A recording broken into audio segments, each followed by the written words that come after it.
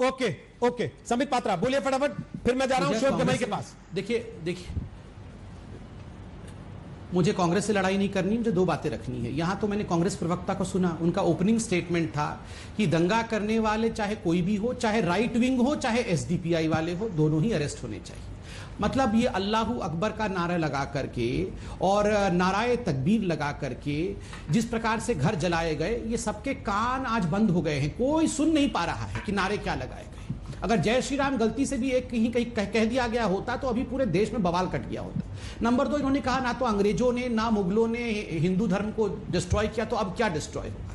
देखिए, मैं हिंदुस्तान की जनता को कहना चाहता, आप जानते हैं सबसे बड़ा मंदिर अगर पूरे विश्व में भगवान का कहीं पर है तो वो अंकोर वट है। अंकोर वट वो हिंदुस्तान में नहीं है, कंबोडिया में है।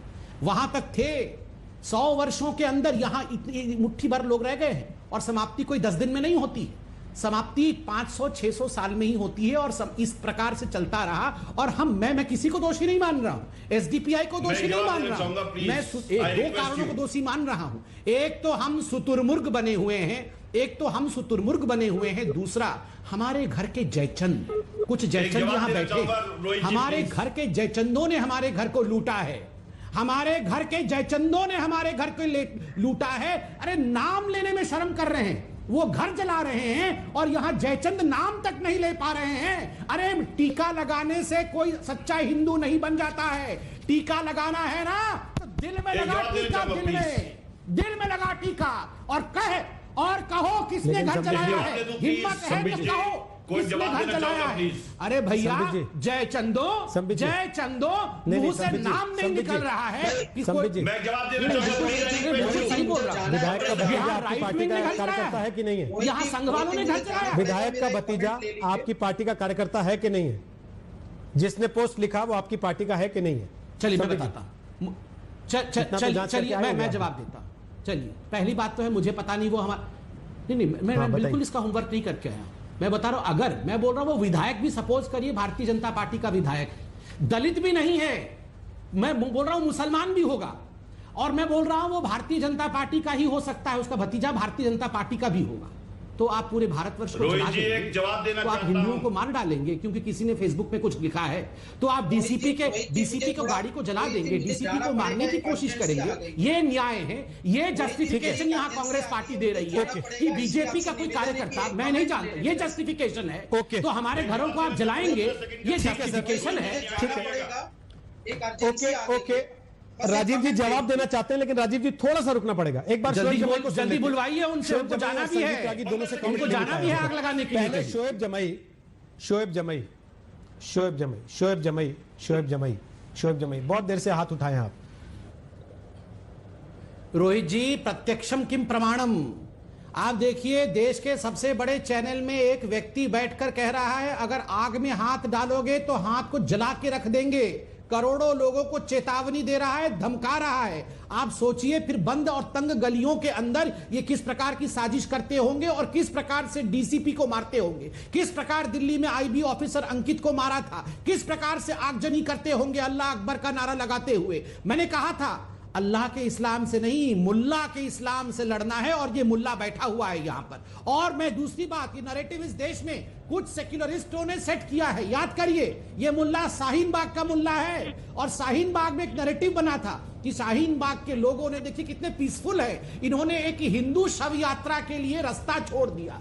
अरे भैया, सड़क क्या तुम्हारे बाप का था?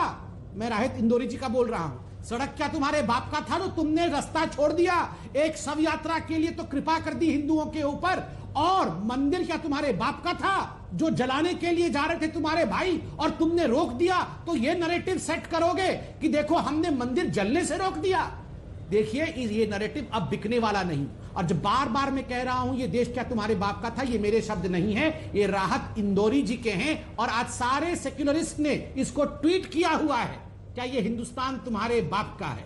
और देखिए, ये विशेष समुदाय कहना बंद करिए, आज से कहना शुरू करिए ये कौन समुदाय है जो दिल्ली में भी दंगे भड़का रहा था, और ये कौन समुदाय है और किन कारणों से बेंगलुरु में भी दंगे भड़का रहा है। 26 जनवरी से पहले दिल्ली में दंगे और 15 अगस्त से पहले बेंगलुरु में दंगे। क्यों?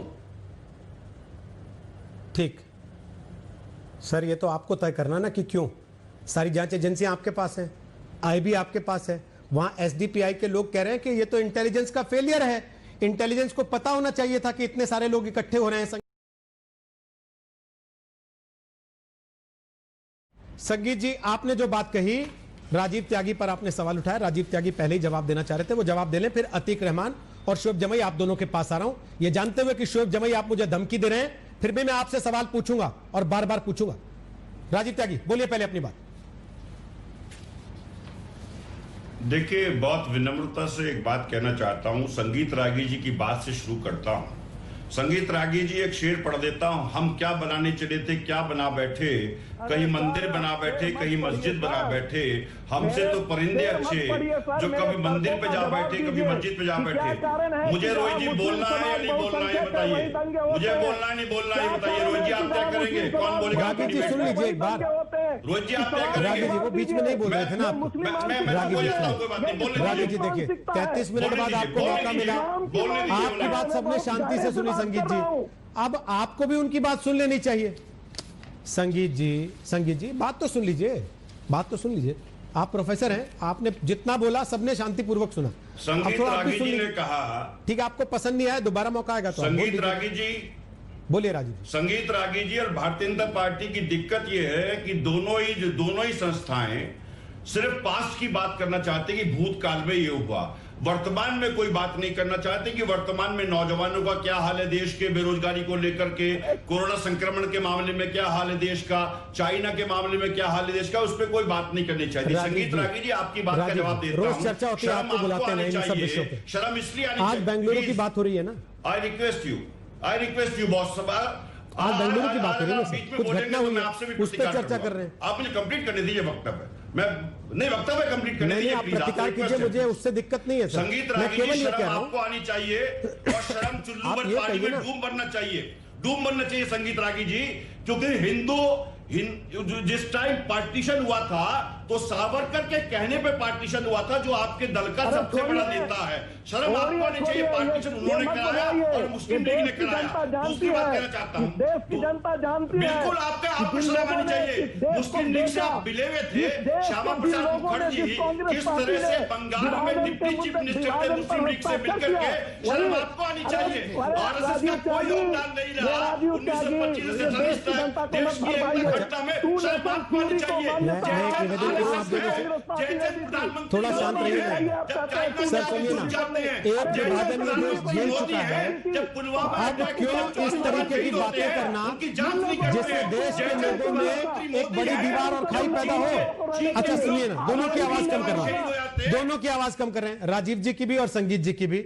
अगर एक दूसरे को शांति से सुन नहीं सकते तो फिर तीसरे को सुनिए, उसके बाद वापस आऊंगा आपके पास, तब अपनी बात रखिए, लेकिन एक दूसरे के बीच में मत बोलिए, अच्छा नहीं लगता। मैं बार बार निवेदन करता हूं, लोग आपकी बातों को सुनना चाहते हैं, समझना चाहते हैं और तय करना चाहते हैं कि भाई किसकी बात से हम अपना विचार साम्यता रखते हैं। केवल हल्ला हंगामा झगड़ा नहीं देखना चाहते लोग, वो देख लिया उन्होंने कल रात को जो हो रहा था सड़क पर। अतीकुर रहमान, आपके पास आ रहा हूं, आप समर्थन करते हैं शोएब जमई की इस बात का, जो वो मुझसे कह रहे थे कि कोई भी हो आग से खेलने की कोशिश मत कीजिए। फिर आप यह भी कहते हैं कि इस देश में संविधान है, अभिव्यक्ति की आजादी है। आपको किसी की बात पसंद नहीं आई, आप अदालत जाइए, आप पुलिस थाने जाइए, शिकायत कीजिए, कार्रवाई करवाइए उस पर। अकबरुद्दीन ओवैसी ने एक बयान दिया, कोई तलवार लेके नहीं दौड़ पड़ा ना, किसी ने घर में आग नहीं लगा दी, केस चल रहा है अदालत में।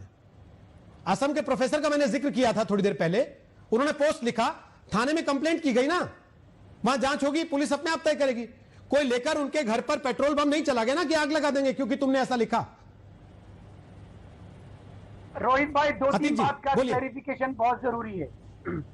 यहाँ पर पहले तो राजीव जेटली साहब को मैं बता दूं कि मैं कोई इस्लामिक स्कॉलर नहीं हूं।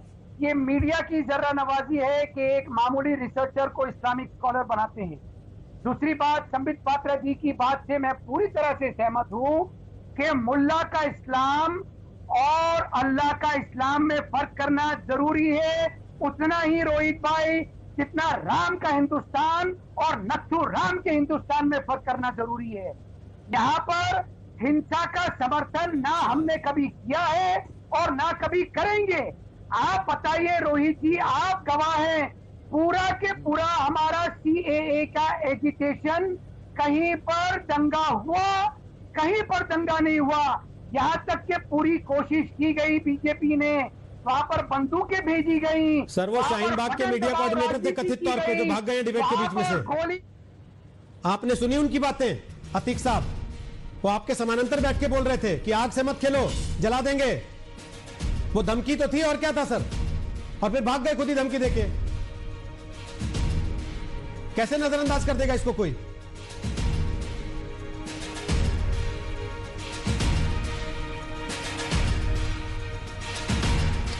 आवाज नहीं जा रही, समय इजाजत नहीं दे रहा, वरना इससे आगे और बहस होती। लेकिन सवाल यह है कि अब उन लोगों पर कार्रवाई कब होगी जो कल वहां दंगा भड़काने के जिम्मेदार थे। जवाबदेही सरकार की होगी कर्नाटक की कि कब उन जिम्मेदार लोगों को सामने लाकर खड़ा करती है और कानून के जरिए उनको सही रास्ते, सही जगह पहुंचाए। एक छोटा सा ब्रेक ले रहे हैं। जो सवाल हमने आज दंगल में पूछा उसका जवाब बताएंगे ब्रेक के बाद। आप देख रहे हैं आज तक। तो ब्रेक के बाद एक बार फिर आपका स्वागत है। दंगल में आज हमने आपसे सवाल पूछा, क्या कट्टरपंथियों ने बेंगलुरु में प्लानिंग करके हिंसा की? इसके जो जवाब हमें मिले हैं दर्शकों के मुताबिक 96% लोगों को लगता है कि हां, बेंगलुरु में जो कुछ हुआ वो प्री प्लान था, तैयारी के साथ किया गया। 4% लोगों को लगता है कि नहीं, ऐसा नहीं था। एक छोटा सा ब्रेक ले रहे हैं, यह बताते हुए कि ठीक 6 बजे हल्ला बोल होगा अंजना के साथ। आप देखते रहिएगा आज तक।